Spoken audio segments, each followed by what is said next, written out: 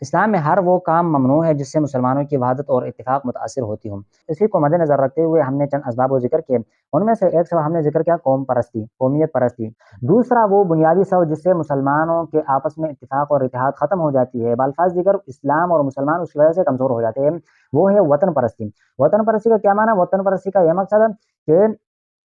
یہاں تک مثلاً یہ ملک ہے، وہاں تک وہ ملک ہے، یہاں تک ایک لکیر ہے ایک ملک کی، وہاں تک دوسری لکیر ہے دوسرے ملک کی۔ تو اس فکر کا شریعت میں کوئی تصور تک نہیں ہے،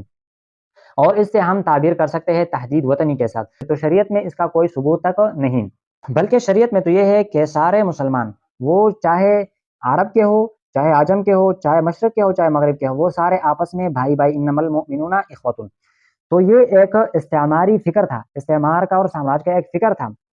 اور باطل قوتوں کا ایک فکر تھا کہ مسلمانوں کو کیسے ہم اپنے تسلط میں لائیں گے۔ تو اس کے لیے ایک طریقہ انہوں نے اپنایا کہ مسلمانوں کو مختلف ممالک میں وہ بانٹ دینا، اور مختلف ممالک اور مختلف ملکوں میں ان کو تقسیم کر دینا، یہاں تک کہ اس کو ایک دینی روح میں بھی پیش کیا کہ بھائی وطن سے اور اپنے ملک سے محبت کرنا یہ ایمان کا تقاضا ہے، اور کہنے لگے حب الوطن من الایمان۔ تو ایک بات یہ ہے کہ ذخیرہ احادیث میں اس کا تو وجود بھی نہیں کہ حب الوطن من الایمان۔ دوسری طرف جو بنیادی وہ غلطی لگتی ہے